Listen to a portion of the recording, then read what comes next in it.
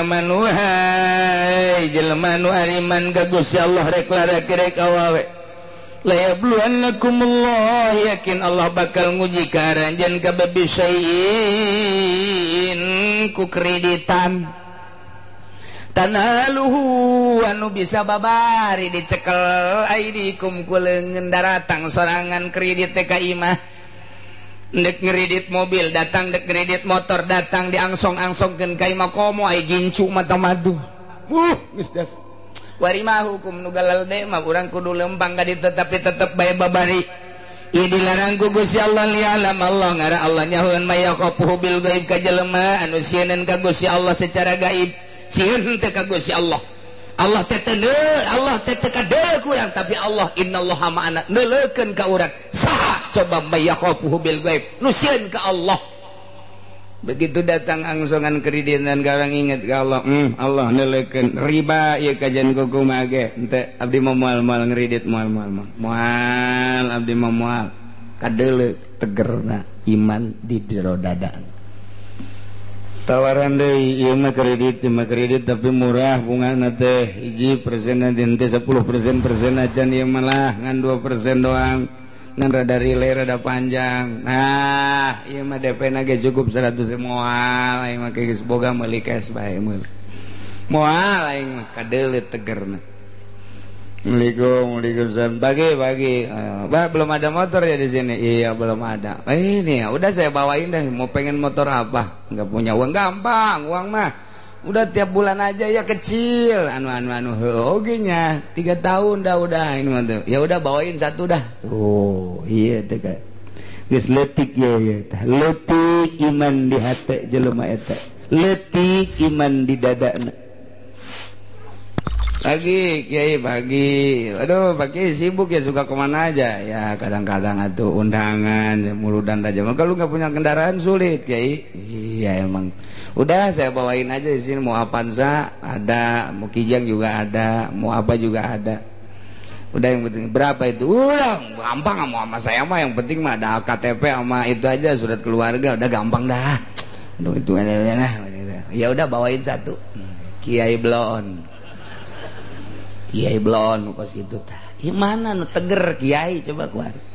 Demandak ngomong na puluh ya boleh ye. Ayo ngomongnya nager ieu mah cenah loba ieu santai nu ngaraji kuari mah jauh. Atuh bongan sia diacak-acak ku sorangan.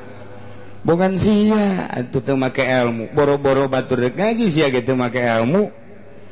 Keur ieu mah cenah ja ieu alhamdulillah nu batur ngaji 20 30 mah datang ke 70 aya kuari waktu sia teh aja di tim sukses. Segala naik ke panggung segala naon ya emang kos gitu temenang atuh lain bagian sia emang ngariung kuduna lain ngadoa bari cerik di luhureun panggung ngadoakeun kos karar itu ye suka teman teh jadi mamalah atuh atuh pasti ge lamun teu dibere duit mambung kan ngadoa oh sih kan itu banyakit dibawa ku nyana hayang dituturkeun ku santri moal bisa atuh ilmu Allah mah teu bisa pakai lalagaan kajeng teuing urang muka pondok pesantren niat ibadah dek nungtun santri aing mah keuna nyahoeun ka Gusti Allah belah dieuna keuna bisaeun maca kitab kabelah dituna keuna nyahoeun ka Gusti Allah abah ibadahna mantep niatan di jero hatena modal kos kitu aju prek bae kiaina sabulan sakali ngajina dituturkeun wae ngaji mah kos kitu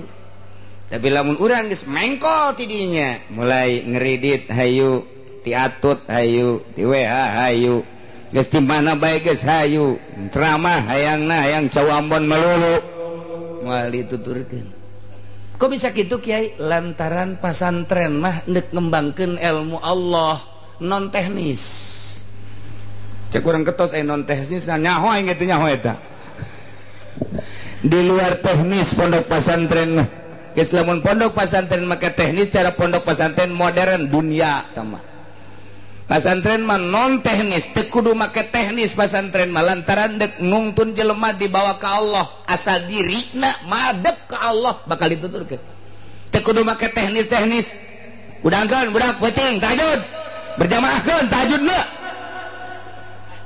balik we boro-boro tahajud salat henteu non teknis pesantren ulah di pikiran teknis asal betah bae heula di pondok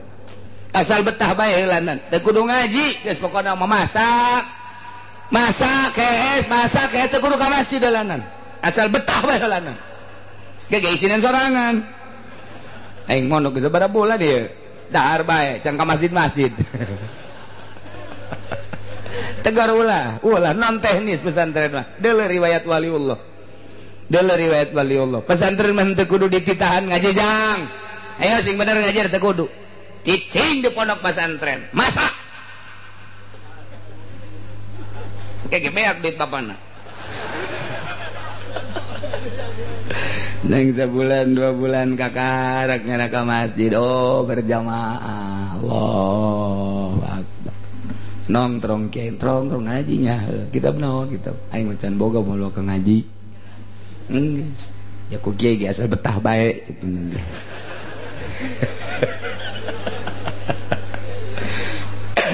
teu aya aturan ngaji teu aya aturan sing ade ulah salah lantaran pondok pesantren mah aya anu setahun bisa ngejar 10 tahun beda ilmu Allah mah dikejar sabulan bisa mengejar pelajaran 10 tahun gitulah ya Allah lamun geus mere ilmu ka hiji santri Masya Allah eta mah make teknis gitu modern tah mah ini mustak kita mudirun tah mah moborot pondok pesantren mah tiba heula lagi sok kira tiba heula lagi santri botakan kos 2 frustasi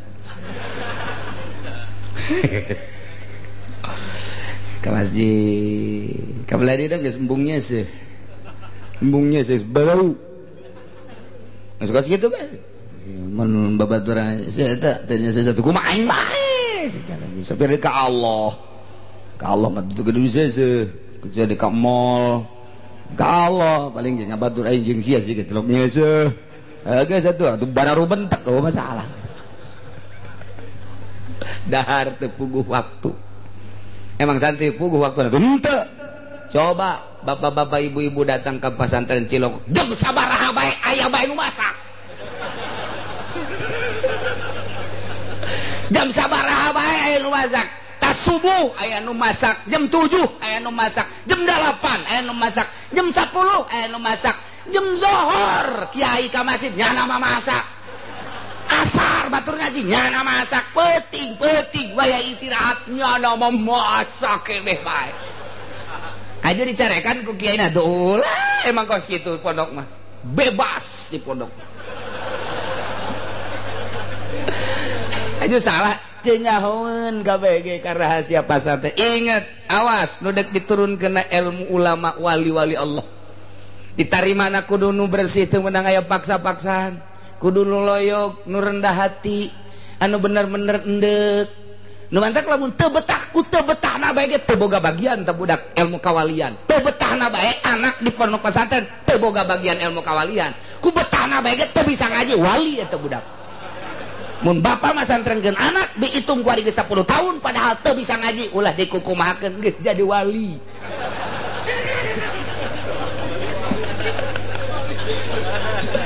ye emang bae lain deui atuh lain deui pondok pesantren teh meunang aya aturan-aturan eta mah aturan-aturan ge sewaktu-waktu teu berjamaah saleter eta mah sakadar ngagiatkeun doang kiai teh teu salat subuh berjamaah saleter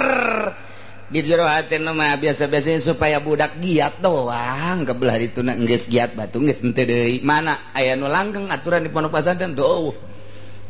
biasa bae tuh sabulan 2 bulan guys jangan rada betah mulai ngaji sorogan ilaman lawan mina binawi matu ambilin baruan siramatu bukan mantul kita bang ngaji di pondok makos lalagaan dan jatuh mana bayadun leng saminggu tuh ngaji ngaji tadi pohon deui ya tetep geun aing geus kitu bae pokona pondok pesantren mah setahun 2 tahun 3 tahun 4 tahun 5 tahun 6 tahun aya muludan di mana ceng sia pesantren geus kebal coba sia jadi MC tukang ngatur-ngatur teh siap padahal mah aing can bisa ieu sebenarnya ngan pantang mundur santri mah konsepna ti ditu mundur komo bab ngariung mah wah jadi MC ngadadak bisana santri emang dididik ku guruna titah jadi protokol henteu pendidikan protokol pendidikan MC begitu bisanya kebeneran dari korina jeng korina can datang hawasina aceng banyak siap nyana pan jadi kori pohara jasa pan ya beda sautak saeutik lah beres ya tuh sambutan tuan rumah aceng bae lah sambutan tuan rumah sekalian guys gas mau balik lambat macet nyaw datang nyaw teh aceng bae siap diborong ku sorangan bae datang ka imam nya ngalamun bae ya aing sina naonan cenah santri wakos gitu emang aya nu dipetakeun ti mimina bahan-bahan ngaji doang ngaji kemetakna di imah kabeh santri mah kos kitu tidok aya coba ayeuna pipidatoan eueuh ti dituna coba kokorian eueuh ti dituna kumaha prakna bae tuh kakarak dinya mikirnya oh berarti ieu nu kapake ye di lembur teh akarak nya mikir sautak saeutik der bae geus 10 tahun diustadkeun tad kemana tad ulah marah emang kitu aduh aing naik jadi ustad ya isuk dan kemana orang nonton bola yuk siap ustad baik wah nonton bola menonton bola baik da ustad tah santri mah non teknis kajian gedeng teu meunang terus bae kiai na ngaji bae lillahi taala teu meunang marah ka santrina teh ai lain boga maksud tertentu mah kecuali boga maksud tertentu ngadidik ku cara marah masalah breng 10 tahun 15 tahun kadele padahal mah di pondokna tilok ngaji tapi di imahna masyaallah kapake ku cek lembur teh ajang ulah ka mananya ieu masjid jauh deui di kokolot teh aing dipikolotkeun burung jeung nya nah hatena seserian ya siap sapira jadi imam ya santri ogos gitu. Nah, eueun teu maju kabeh ge maju. Dak di Jakarta coba nu nyekel-nyekel masjid, pondok pesantren naon kata mushola, santri salap mayoritas. Hampir 70% Jakarta nu aya di masjid urang Pandeglang, urang Serang, urang Tangerang salap. Di Bandung sarua bae masjid-masjid dicekelan ku bangsa keluaran lain salap masyarakat teu narima. Heran dipaksakeun ge lain bae cak teh lain kos kitu lain. Padahal belum keluaran salap, masya Allah, salah sautak setting mah geus maafu. Naon eta? Teureuna basicna awalna memang maksud ibadah. Jadi ngeunaheun dibawana endek ibadah dibawa kudu sok ibadah nikmat. Tapi lamun masyarakat dek ibadah dipimpin kudu lain ibadah duduiteun lain deui bae hatena. Jadi teu sapagodos antara masinis jeung muatan lain deui. Sakitu hebatna capetang nya teh lamun khutbah capetang hate teh lain deui bae. Kunaon maksudna lain deuk ibadah. Lantaran santri mah didik nedek ibadah ngeunah eta mah variasi doang berkat-berkat mah kos kitu mah. Ibadah tuh mata pondok pesantren mah teu bisa kitu. Geus lamun kiaina mah hiwal jadi tim sukses. Di partai misalnya kiaina milu di Golkar sabaraha kiai nu runtuh Tangerang, Serang, Pandeglang teu kudu ka Jakarta teu kudu ka Jawa Tengah, Jawa Timur ambuk naon eta niatanana geus lain deuk ka Allah deui tah mantak sing hade ieu kredit ieu panyakit ka kiai kamari mah cenah aya nu nuturkeun aing ngariung ge di onang guari henteu atuh sia teh guari mah geus boga apaan sana ngredit goblok kamari mah ku masyarakat teh punten mama kuari mah punten mama nu kan aya kanan kuari mah geus di luar nyaritakeun lain kiai teh mah kos kitu ngridit lain kiai teh mah nya mah jangan doana ge ini tim sukses lain kiai disatukan mah kos kitu beda geus teh nyambung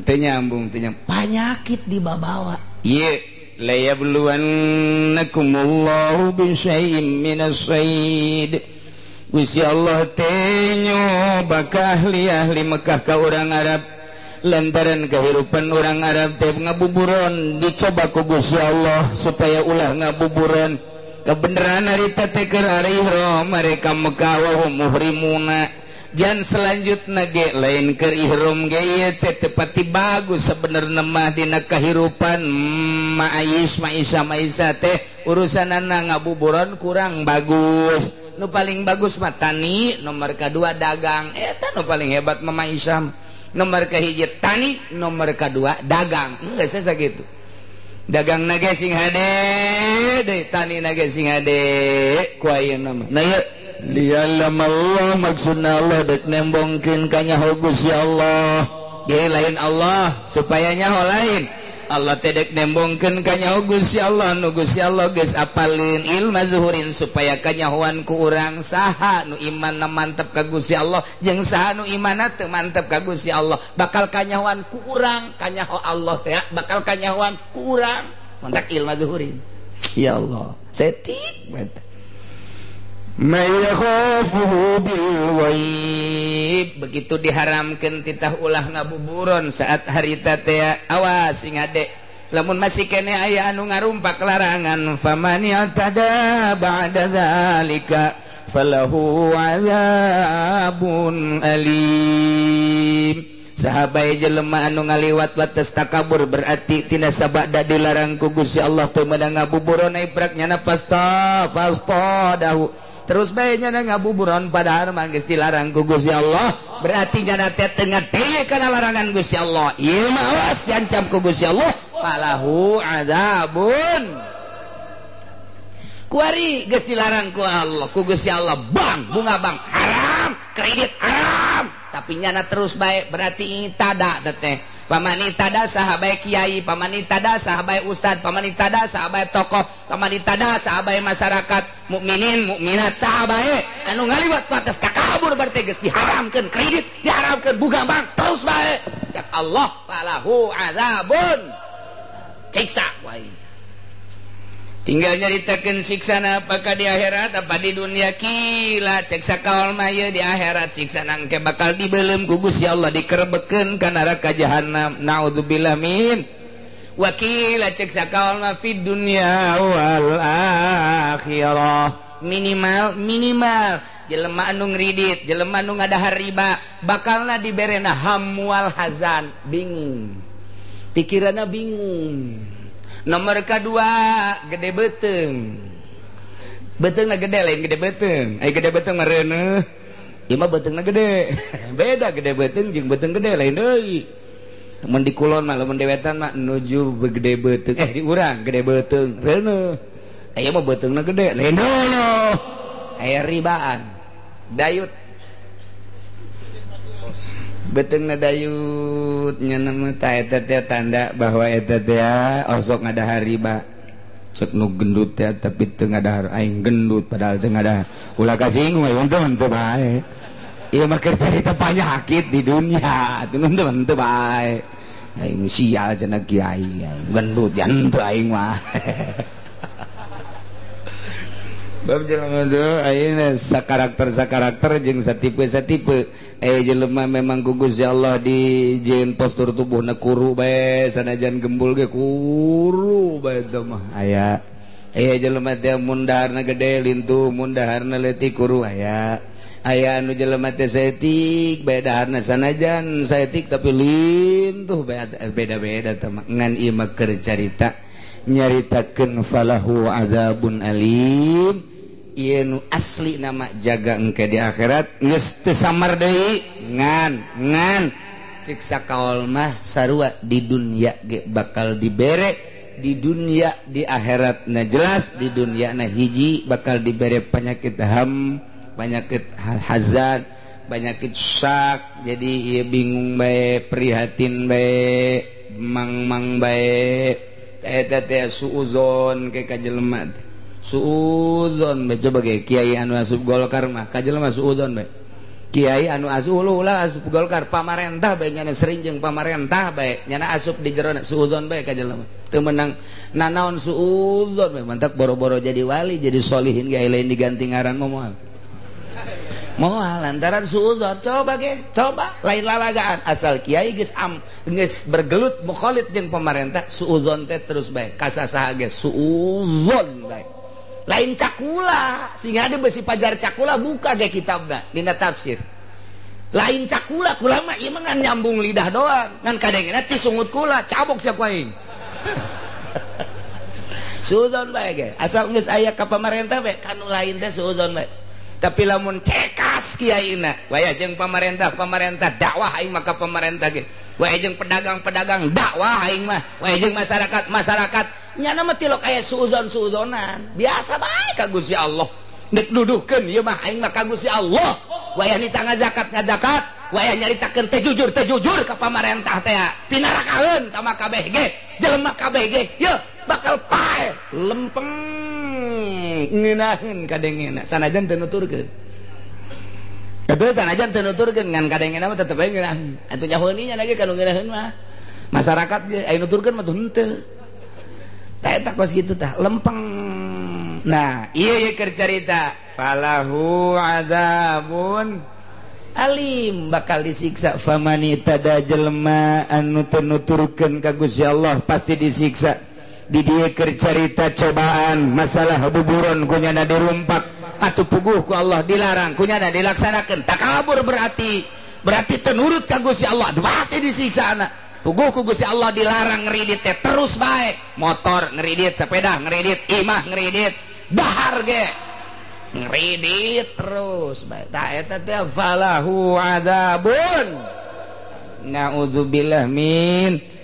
mudah-mudahan urang gabehan dibere caang hate urang dibere cekas hate urang sehingga urang narima aturan-aturan ti Gusti Allah bisa ngalaksanakeun sagabeh parentahanana bisa ngajauhan sagabeh laranganana sehingga orang maut aya dina ridho Allah subhanahu wa ta'ala digiring di masyar menuju surga Allah di bawah bendera kangjeng Nabi urang kangjeng Nabi Muhammad